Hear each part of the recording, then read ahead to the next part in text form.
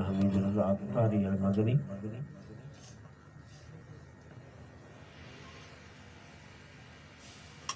بیان کی اگر تشریح نہ کی جائے تو میرے خیال میں سننا فضول ہے، ٹھیک ہے نا؟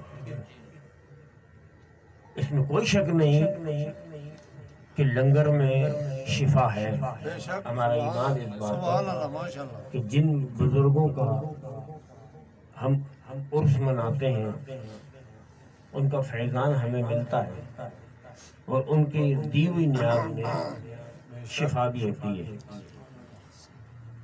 ادھر بگرپوری کا ایک آدمی ہے، بہت تکلیف میں پریشانی میں مبتلا تھا۔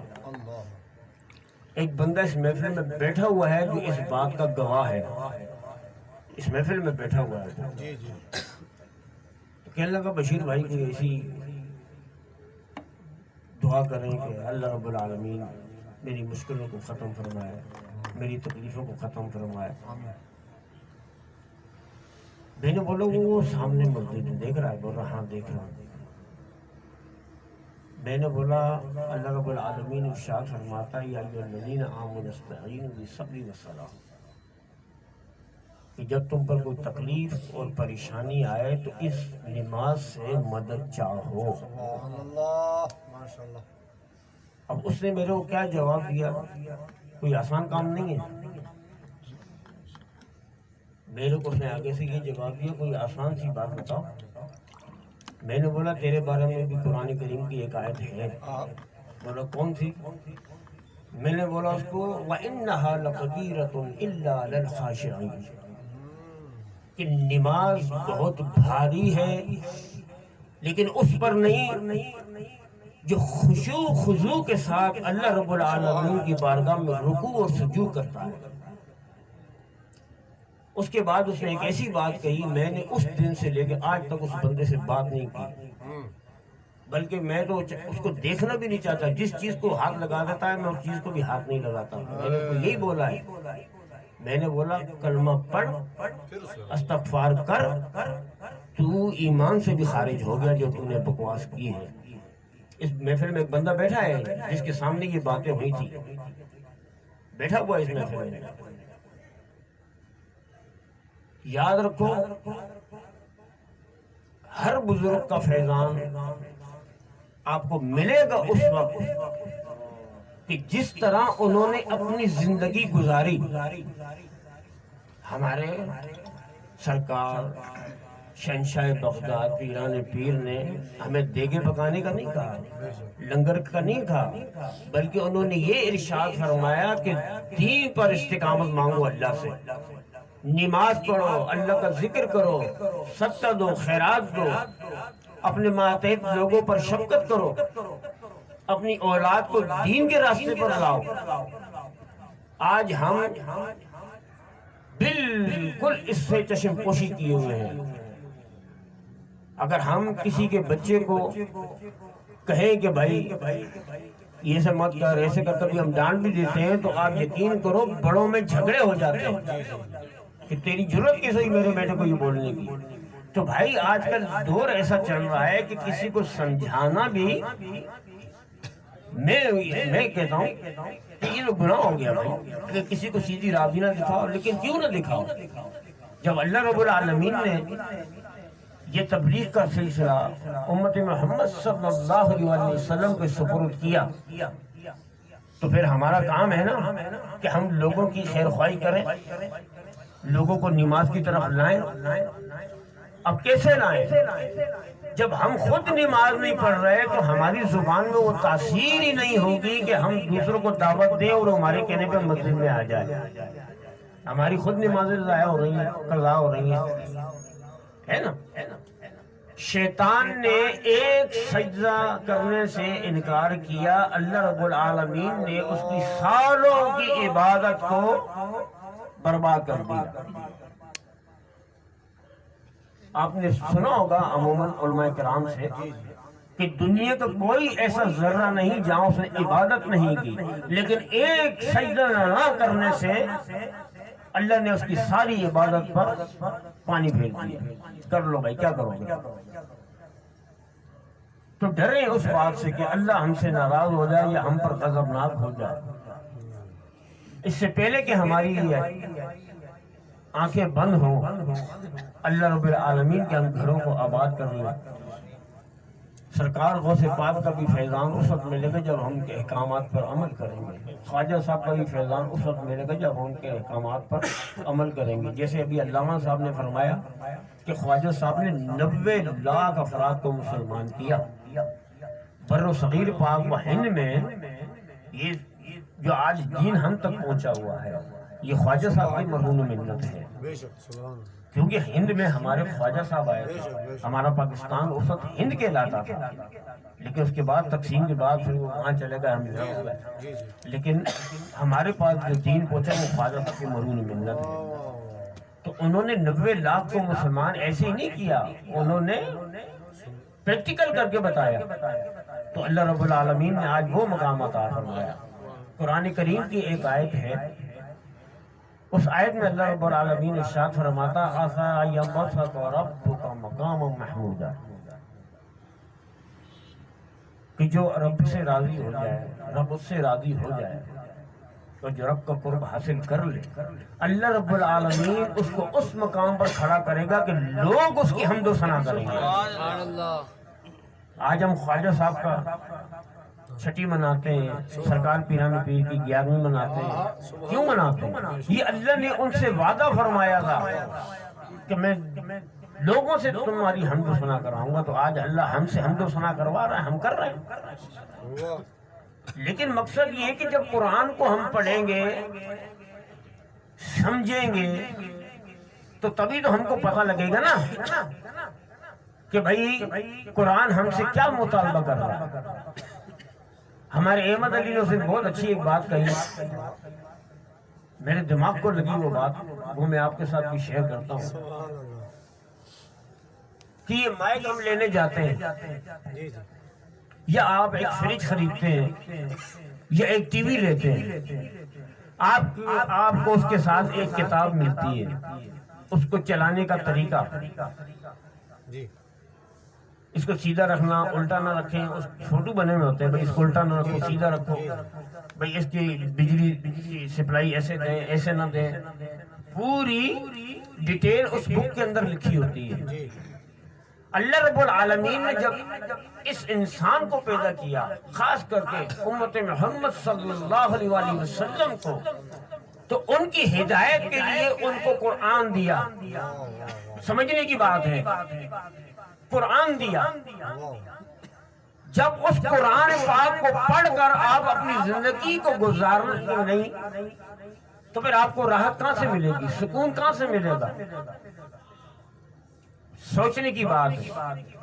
30 پاروں پر مشتمل قرآن کریم اللہ رب العالمین نے پورا کا پورا ہماری ہدایت کے لیے نازل فرمایا، ورنہ اللہ فرماتا ہے تمہاری ہدایت کے لیے ایک سورہ کافی تھی، اور وہ سورہ کون سی؟ ان الانسان لفی خسر الا الذین آمنوا وعملوا الصالحات۔ سمجھ میں آئی نا؟ اب اللہ کی اس عطا کردہ کتاب کو ہم صرف برکت کے لیے گھروں میں رکھ دیں، اس کو ہاتھ لگائیں، اس کو چومیں، ہمارا کام یہی رہ گیا، بس کو ہاتھ لگایا، چوما، آنکھوں سے لگایا، یہ ہماری محبت ہے قرآن سے۔ اصل محبت قرآن سے وہ ہے کہ آپ صبح سویرے اٹھیں، وضو کریں، فجر کی نماز پڑھیں، 2 سطریں قرآن کریم کی اگر آپ پڑھ لینا، آپ اپنے گھر کا نقشہ دیکھ لیں کیسا ہو جائے گا۔ آقا کریم صلی اللہ علیہ وآلہ وسلم کا ارشاد ہے اپنے گھروں کو قبرستان نہ بناؤ۔ لیکن یہ حدیث تو ہم سنتے ہیں، لیکن کبھی اس کی گہرائی میں ہم نہیں جاتے کہ اس کی گہرائی کیا ہے۔ دیکھیں قبرستان کے اندر نماز جائز نہیں ہے، قبرستان میں نماز نہیں ہوتی۔ اب اللہ رب العالمین کا پیارا حبیب ہمارا خیر خواہ ارشاد فرماتا ہے کہ اپنے گھروں کو قبرستان نہ بناؤ، جس گھر میں نماز نہ پڑھی جائے وہ گھر قبرستان کی مانند ہے۔ لیکن آپ کبھی علماء کرام کی محفلوں میں بیٹھیں تو آپ کو یقین کریں آپ کا یہ زنگ آلودہ دل جو ہے نا یہ روشن ہو جائے گا۔ میں جس استاد کا شاگرد ہوں، آج بھی لوگ ان کی جب باتیں کرتے ہیں نا بولتے ہیں بہت غصے والا بندہ تھا، بہت غصے والا بندہ تھا۔ میں نے یہ سب کچھ سیکھا قاری عبد الرحمن شجاع آبادی رحمۃ اللہ علیہ سے، جامع مسجد مدینہ کے امام و خطیب۔ میں نے بہت ان سے قوالیاں سنی ہیں، بہت قوالیاں سنی ہیں، بہت جلالی شخصیت تھے۔ آپ یقین کریں میں جب کوئی مسئلہ لے کے بیٹھتا تھا الف سے لے کے یہ تک میرے کو سمجھاتے تھے، لیکن اللہ پاک ان کی قبر پر اپنی رحمتوں کو نزول فرمائے۔ یہ جتنی بھی دین کی آگاہی مجھے حاصل ہوئی، کوئی میرے بیٹے کی مرہون منت ہے اور کچھ قاری صاحب کی مرہون منت ہے، سمجھے نا؟ جس بندے سے جس کا تعلق قائم ہو جائے، اگر وہ ایسا نہ ہو تو اس تعلق کا فائدہ ہی نہیں ہے۔ تو آج عہد کریں، دیکھیں موت پتہ ہی نہیں ہے کیسے آ جائے۔ اس بکرپڑی کے اندر ایسی ایسی اموات ہوئی ہیں، آپ یقین کریں ہمارے کالو چاچا رہتے ہیں، ابھی 2-3 دن پہلے ان کا انتقال ہوا۔ مغرب کے وقت میں نے خود دیکھا انہوں نے سلیم چاچا کی دکان سے کیک لیے، کتے کو کھلا رہا تھا، اسی رات 2 بجے پتہ لگا کہ اس کا انتقال ہو گیا۔ یہ زندگی ہے۔ ہماری گلی میں رہتے ہیں، اسکول والی گلی کے اندر، یہ ماشاءاللہ شیر جیسی جان، سڑک پہ چلتے چلتے گر گیا، انتقال ہو گیا، بالکل ینگ۔ موت ایسے آنی ہے، تو موت کی تیاری ہم نے کیا کی اس کے اوپر غور و فکر کرنی ہے۔ موت کو نہ بھولیں، موت کو یاد رکھیں، مرنا ہے۔ اگر اندھیری قبر میں آپ جائیں گے نا تو آپ یقین کرو دم گھٹ جائے گا۔ آج آپ دنیا میں مشاہدہ کر رہے ہیں، ایک بند کمرے میں بیٹھ جائیں اندھیرا کر کے، آپ کا دم نہ گھٹے، پھر کہنا گرمی کی شدت، اندھیرا، تو قبر کا تصور کریں گے قبر میں کیا حال ہوگا، جہاں سے کہیں سے بھی روشنی نہیں آئے گی، ہوا نہیں آئے گی، کیڑے مکوڑے کھائیں گے، سانپ بچھو ہمارے جسموں پر مسلط کر دیے جائیں گے۔ تو آج اللہ نے یہ زندگی دی، اسے غنیمت جانے اور اللہ رب العالمین کا جو حکم ہے اس کو بیانا ہے۔ ہم اللہ کو بھی مانتے ہیں، آقا کریم صلی اللہ علیہ وآلہ وسلم کو بھی مانتے ہیں، تمام اولیاءوں کو بھی مانتے ہیں، لیکن یہ دیکھیں کہ ہم ان کی باتیں کتنی مانتے ہیں۔ ہمارے نبی کا فرمان ہے کہ آقا کریم صلی اللہ علیہ وسلم کی بارگاہ میں صحابہ کرام تشریف لائے، دور سے آ رہے تھے تو صحابہ نے فرمایا دیکھو یہ ہوتی ہے مومن کی پہچان۔ اب کیا تھا ان کے چہرے پر داڑھی مبارک سجی ہوئی تھی، سر پر امامہ مبارک تھا، سفید ڈریس پہنا ہوا تھا، بولا یہ ہوتی ہے مومن کی پہچان۔ اب آپ داڑھی منہ سے چٹ کر کے اور بولیں کہ جی میں عاشق رسول ہوں، نہیں، جھوٹ ہے، بالکل جھوٹ۔ جو داڑھی رکھ کر بولے نا تو اس کے سمجھ میں آتی ہے، نماز بھی پڑھتا ہو، سر پہ امامہ بھی سجا ہو، تو وہ عاشق رسول ہے۔ جس کی داڑھی نہیں ہے وہ عاشق رسول نہیں ہے۔ ہماری نظر میں کیا حدیث اس بات کو گواہی دے رہی ہے۔ بہت سے لوگ تو بولتے ہیں داڑھی سنت ہی نہیں ہے، معاذ اللہ۔ آقا کریم صلی اللہ علیہ وسلم نے داڑھی کی یہ بتائیے کتنی ہونی چاہیے داڑھی، لیکن لوگ توجہ نہیں دے رہے عاشق رسول بننے میں، لیکن عاشق رسول پھر ہو کیسا بھائی؟